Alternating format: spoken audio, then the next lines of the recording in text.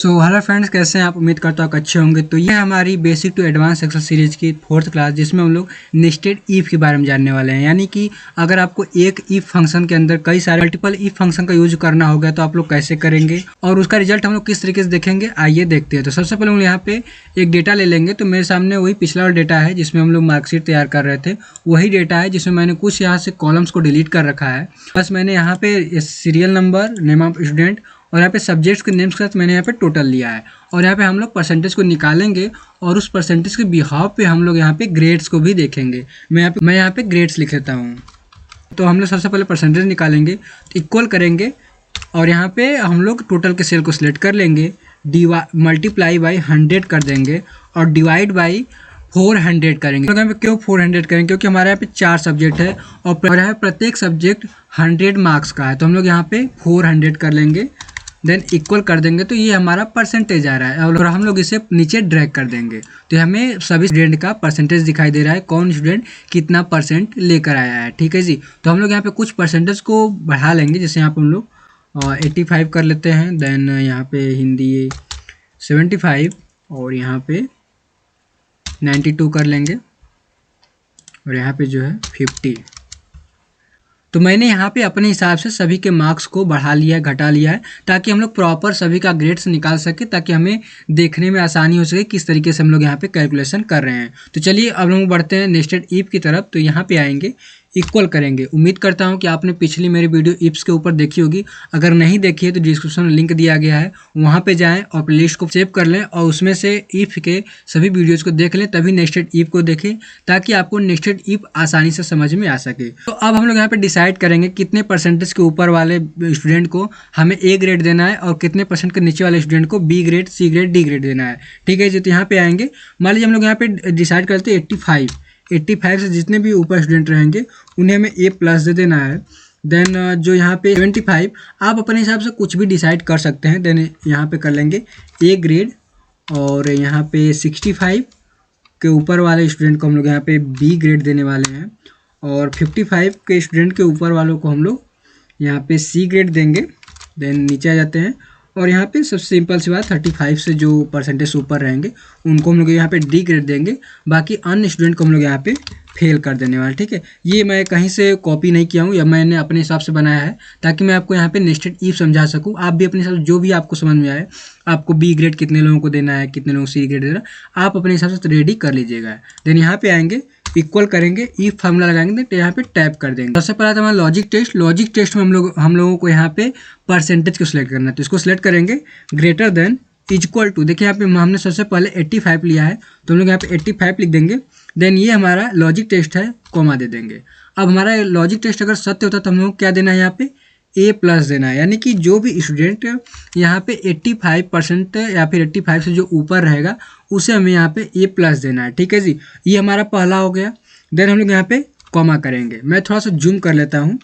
अब उसके बाद हमारा आता है वैल्यू इफ फॉल्स। तो हमें जहाँ पे वैल्यू इफ फॉल्स है वहीं पे हम लोग यहाँ पे फिर से इफ स्टार्ट कर देंगे, इफ कर देंगे, देन फिर से टैप कर देंगे। देखिए नेस्टेड इफ का मतलब ही होता है इफ के अंदर इफ, यानी कि मल्टीपल इफ्स। तो हम लोगों को यहाँ पे जब कंडीशन यहाँ पे सत्य होती है तो हम लोग इसे प्रिंट करा देंगे। अगर हमारी ये कंडीशन रॉन्ग होती है तो हम लोग यहाँ पे फिर से इफ स्टार्ट कर देंगे और उस लॉजिक टेस्ट को टेस्ट करेंगे। तो फिर से हम लोग इसी को सिलेक्ट करेंगे, then greater than is equal to, इस बार हमारा क्या है, इस बार हमारा 75 है। 75 से जो हमारा ऊपर रहेगा उसको हमें क्या देना है, ए प्लस देना है। देन कॉमा करेंगे और हमें यहाँ पे ए दे देना है, सॉरी ए हम लोग देंगे। देन यहाँ पे फिर से कॉमा करेंगे और हम लोग फिर से यहाँ पे क्या करेंगे, इफ फंक्शन स्टार्ट कर देंगे। देन यहाँ पे टैप करेंगे, लॉजिक टेस्ट में सेम वही प्रक्रिया दोहराएंगे, greater than is equal to, इस बार हमारा क्या है 65, तो हम लोग यहाँ पे 65 दे देंगे। देन कॉमा करेंगे, जो भी स्टूडेंट 65 और 75 के बीच में रहेगा उसे हमें यहाँ पे क्या देना है, हमें वहाँ पे बी देना है। देन कॉमा करेंगे, फिर से हम लोग यहाँ पे स्टार्ट करेंगे इफ और यहाँ पे फिर से वही logic test, greater than is equal to, और इस बार हमारा क्या है 55, तो 55 करेंगे। देन कॉमा करेंगे और इस बार हम लोग सी करेंगे। सॉरी, मैं यहाँ पे जो भी यहाँ पे लिखा हूँ ए प्लस ए, इसको हमें डबल कोट में देना है। ये चीज़ को आप ध्यान रखिएगा, मैं यहाँ पे भूल गया था, तो आपको इस चीज़ को ध्यान रखना है। ठीक है जी। तो मैं यहाँ पे सभी को डबल कोट में देता हूँ। क्यों? क्योंकि ये वर्ड है और वर्ड को जो हमें एज इट इज प्रिंट कराना रहता है, सेम वही चीज़ को प्रिंट कराना है, तो हम लोग यहाँ पे डबल कोट में लिखेंगे। अगर आप डबल कोट में नहीं लिखते हैं तो उसको एक्सेल फंक्शन समझ लेगा और आपकी जो वैल्यू है वो रॉन्ग से होगी या फिर आपको रिजल्ट देखने को नहीं मिलेगा। ठीक है जी, फिर से कॉमा करेंगे और फिर से हम लोग यहाँ पे इफ स्टार्ट करेंगे, देन टैप करेंगे और वही सेम प्रक्रिया सिलेक्ट करेंगे, परसेंटेज को greater than is equal to, और हमारा इस बार क्या है 35, तो हम लोग यहाँ पे क्या करेंगे 35 सेलेक्ट करेंगे, देन कॉमा करेंगे और डबल कोट हम लोग इस बार डी लिखेंगे, डबल कोट को क्लोज कर देंगे और इस बार हम लोग कोई भी नहीं लेंगे, कोई भी हमें इस बार इफ़ नहीं लेना है, डायरेक्ट हमें यहाँ पे वैल्यू इफ फॉल्स, अगर इसमें से कोई भी कंडीशन सत्य नहीं होती तो हम लोग सीधा यहाँ पे फेल लिख देंगे। ठीक है जी, फेल लिख के डबल कोट क्लोज कर देंगे। आपको अगर ब्रैकेट क्लोज करना है तो करिए, अन्यथा आप यहाँ पे ब्रैकेट क्लोज नहीं भी करेंगे तो एक्सेल ऑटोमेटिक ब्रैकेट क्लोज कर देगा, बस आपको यस प्रेस करना है। जैसे हमने इंटर करा तो यहाँ पे आपको यस करना है, जैसे आप यस करेंगे आपका यहाँ पे ऑटोमेटिक ब्रैकेट क्लोज कर देगा। आप यहाँ पे देख सकते हैं फॉर्मूला बार में यहाँ पर मल्टीपल जो है ब्रैकेट क्लोज है। ठीक है, तो ऑटोमेटिक एक्सेल AI की मदद से क्लोज कर देता है। तो मैं यहाँ पे इसको ड्रैग करता हूँ, तो आप देख सकते हैं कि सभी में ऑटोमेटिक यहाँ पे ग्रेड फील हो रहा है। जैसे मैंने यहाँ पे सिलेक्ट करा था, देखिए डी जो भी हो रहा है, जैसे यहाँ पे ए है, ए क्यों आ रहा है, 77 है, मैंने यहाँ पे कहा था 77 और 75 और 85 के जो बीच में रहेगा उसको ए देना है, और 85 से जो ऊपर रहेगा उसको यहाँ पे ए प्लस देना। अगर यहाँ पे 85 आप लिखते हैं, इंटर करते हैं, तो भी आपको सेम वही देखने को मिलेगा। जैसे आप यहाँ पे 84 लिखेंगे आपका यहाँ पे चेंज हो जाएगा। अगर यहाँ पे फेल करना है, जैसे हम लोग यहाँ पे 35 करते हैं तो आपको यहाँ पे डी देखने को मिल रहा है। जैसे हम लोग यहाँ पे 34 करेंगे, इंटर करेंगे, यहाँ पे फेल लिख देगा। तो आपको इतना समझ में आ गया। मैं आपको फिर से समझाता हूँ। यहाँ पे प्रेस करेंगे, डबल क्लिक करेंगे, यहाँ पे आपका जो फंक्शन है शो होने लगेगा। देन यहाँ पे मैंने क्या करा है, यहाँ पे मैंने सबसे पहले इफ स्टार्ट किया है। इफ के अंदर मैंने यहाँ पे लॉजिक टेस्ट दिया है, ये हमारा लॉजिक टेस्ट है। और उसके बाद जो भी ये लॉजिक टेस्ट अगर हमारी सत्य होती है तो हम लोग इस वैल्यू को प्रिंट कराएंगे। और जैसे ही मान लीजिए हमारी ये अगर कंडीशन सत्य नहीं होती है तो वो ये वैल्यू प्रिंट नहीं करेगा, वो इस इफ को स्टार्ट कर देगा।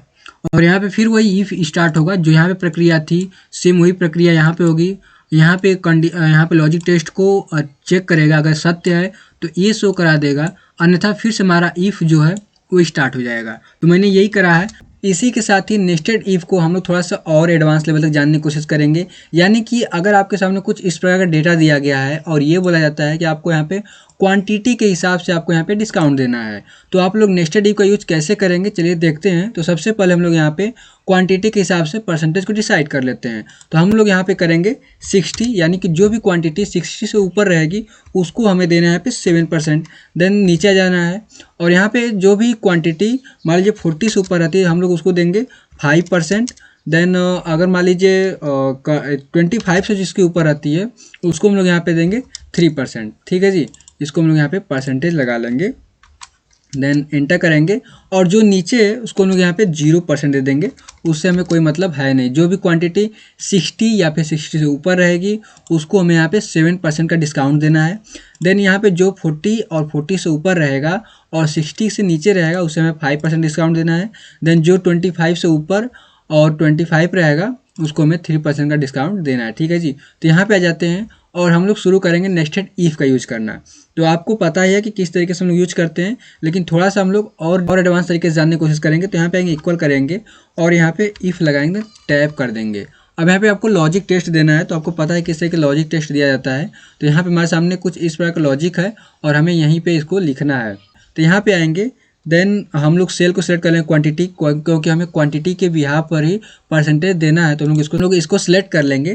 Then greater than is equal to करेंगे और हमारा सबसे पहला क्या है 60 है, तो हम लोग यहाँ पे 60 दे देंगे। देन यहाँ पे कॉमा करेंगे। अब देखिए क्या दिया गया है कि यहाँ पे जो भी क्वांटिटी 60 या फिर 60 से ऊपर होगी उसको हमें यहाँ पे क्या देना है 7% का डिस्काउंट देना है। तो 7% डिस्काउंट हम लोग किस पे देंगे, टोटल अमाउंट पे देंगे। तो हम लोग यहाँ पे क्या करेंगे, टोटल अमाउंट को सिलेक्ट कर लेंगे और स्ट्रिक का साइन देंगे। उसके बाद हम लोग यहाँ पे 7% देंगे। या तो आप इसको सिलेक्ट करिए या फिर आप मैनुअली 7% टाइप कर दीजिए, तो आपका ये फर्स्ट जो क्राइटेरिया है पूरा हो जाता है।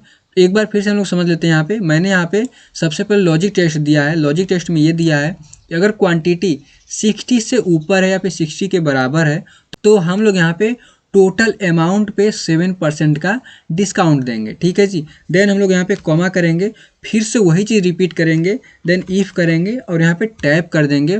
लॉजिक टेस्ट में फिर से वही हमें क्वांटिटी को सिलेक्ट करना है और greater than is equal to, इस बार हमें क्या देना है 40, तो हम लोग यहाँ पे 40 कर लेंगे, देन कॉमा करेंगे और इस बार टोटल अमाउंट हम लोग इसको सिलेक्ट कर लेंगे और हिस्ट्री का साइन देंगे और 5%, देन कॉमा करेंगे, फिर से वही चीज़ यूज़ करेंगे, इफ़ करेंगे, देन टैप कर देंगे और क्वांटिटी को सिलेक्ट कर लेंगे, greater than is equal to और इस बार हमें 25 देना, तो हम लोग यहाँ पे 25 कर लेंगे, देन कॉमा करेंगे।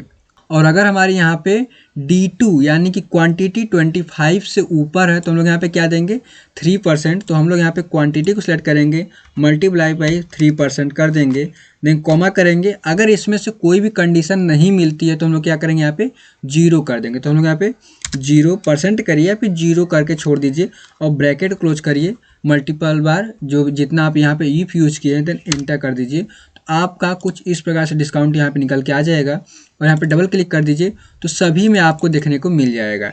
अब यहाँ पे आता है कि यहाँ पे आपको 0 देखने को क्यों मिल रहा है, तो क्योंकि जो यहाँ पे क्वांटिटी दिया गया है वो न ही 25 है, न ही 40 है, न ही 60 के ऊपर आपके देखने को मिला है, ये 25 से भी नीचे है, इसलिए हमें यहाँ पे 0% यानी कि 0 हमें डिस्काउंट देखने को मिल रहा है। तो ये हमारा कुछ इस प्रकार से डिस्काउंट निकाल सकते हैं। तो थोड़ा एक बार और हम लोग समझने की कोशिश करेंगे, इसको डबल क्लिक करते हैं। सबसे पहले हम लोग यहाँ पे इफ़ यूज करेंगे और यहाँ पे लॉजिक टेस्ट देंगे।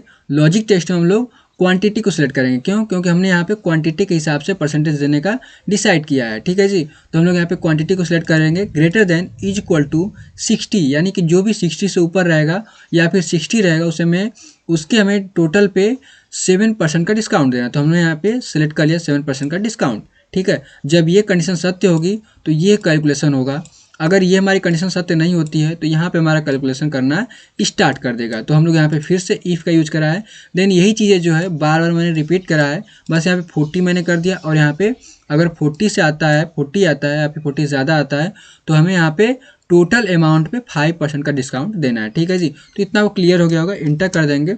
अब आता है हमारा नेट अमाउंट। तो नेट अमाउंट में हम लोग क्या करेंगे, यहाँ पे इक्वल करेंगे, तो जो टोटल अमाउंट है उसमें से हम लोग डिस्काउंट को माइनस कर देंगे। ठीक है जी। इस पर क्लिक करेंगे, देन इंटर कर देंगे, तो हमारा ये नेट अमाउंट निकल के आ गया। इतना तो करने आपको आता ही होगा।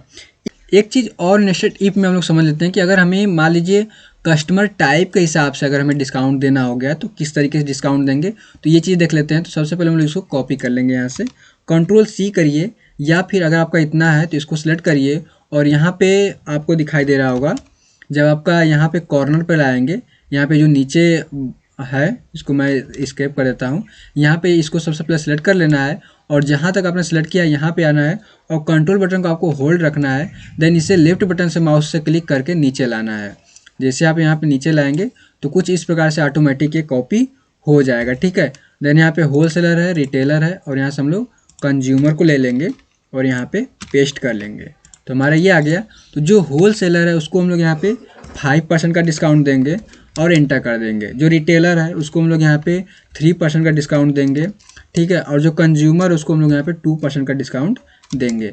तो हम लोग इसको भी देख लेते हैं किस तरीके से हम लोग इसको करेंगे।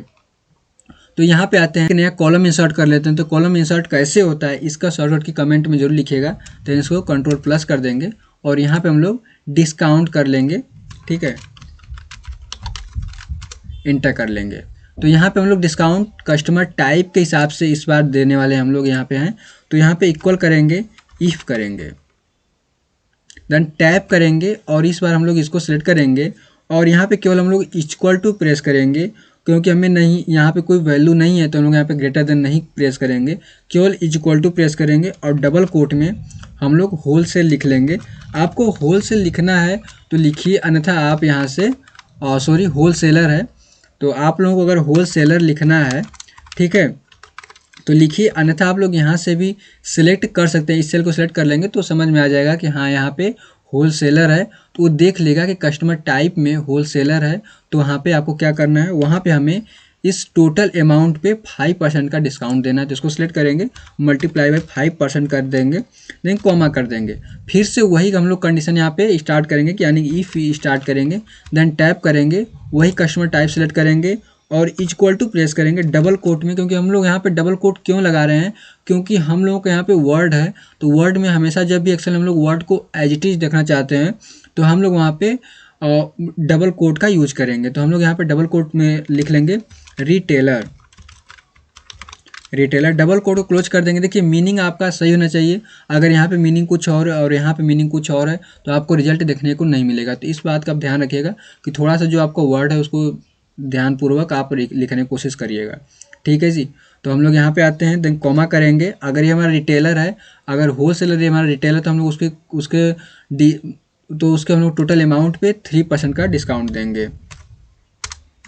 यहाँ पे 3% कर लेंगे, देन कॉमा करेंगे, फिर से हम लोग यहाँ पे इफ़ यूज करेंगे, देन टैप कर देंगे।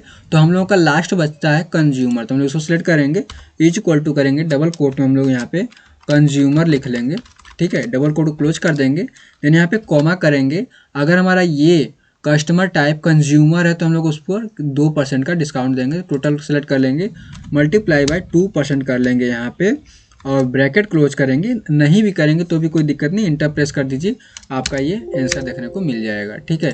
तो आप इसको डबल क्लिक कर दीजिए, आपको कुछ इस प्रकार से आंसर देखने को मिल रहा है। तो मैं उम्मीद करता हूँ कि नेस्टेड इफ से जुड़ी जितने भी सवाल आपके मन में होंगे वो सभी आज सॉल्व हो गए होंगे। तो जितनी हो सके नेस्टेड इफ का प्रैक्टिस करिएगा और आने वाली वीडियो का इंतजार करिएगा। मिलेंगे इसी तरीके के नेक्स्ट वीडियो में, तब तक के लिए आपका बहुत बहुत धन्यवाद।